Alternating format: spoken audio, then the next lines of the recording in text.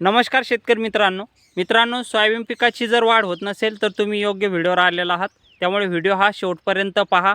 यामध्ये तुम्हाला सोयाबीन पिकामध्ये चांगल्या पद्धतीने वाढ होण्यासाठी आणि फुटव्यांची संख्या जास्तीत जास्त होण्यासाठी, त्याचबरोबर सोयाबीन पिकामध्ये ग्रीनरी येण्यासाठी आज मी तुम्हाला यामध्ये काही औषध सांगणार आहे। ते जर फवारले तर त्यामध्ये 100% सोयाबीन जे आहे तर ती आपली वाढणार आहे। त्यामुळे मित्रांनो व्हिडिओ हा शेवटपर्यंत पहा।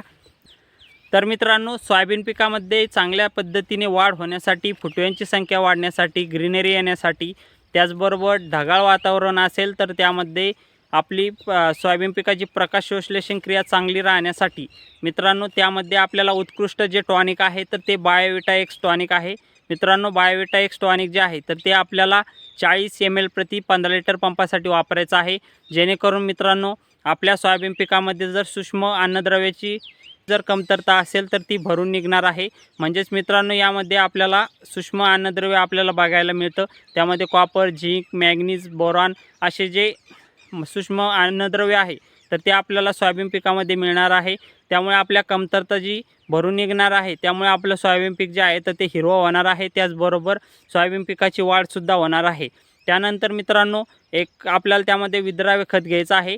तर विद्राव्य खत घेताना त्यामध्ये आपण 19-19 हे विद्राव्य खत जर सुरुवातीला वापरला असेल तर त्यामध्ये आपल्याला 12-61-0 हे विद्राव्य खत घ्यायचं आहे। तर मित्रांनो 19-19 घ्या किंवा 12-61-0 घ्या। तर मित्रांनो हे जे घेताना आपल्याला 100 ग्रॅम प्रति 15 लिटर पंपासाठी वापरायचं आहे आणि आपल्याला त्यामध्ये फवारणी घ्यायची आहे।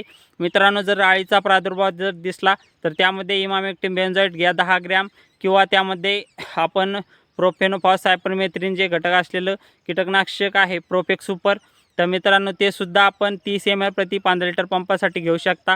मित्रांनो जर ढगाळ वातावरण जर दिसलं तर त्यामध्ये एक साप बुरशीनाशक आपण घ्या 30 ग्रॅम प्रति 15 लिटर पंपासाठी, किंवा आपण रेडोमिल गोल्ड आहे तर ते सुद्धा 30 ग्रॅम प्रति 15 लिटर पंपासाठी घेऊ शकता। तर मित्रांनो अशा पद्धतीने आपल्याला जी फवारणी आहे तर ती घ्यायची आहे।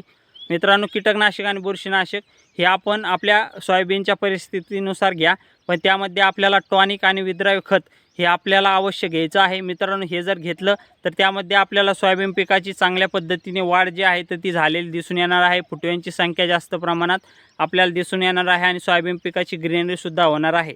तर मित्रांनो ही आपण सोयाबीन पिकामध्ये फवारणी ही घेऊ शकता। तर मित्रांनो धन्यवाद। जय जवान जय किसान।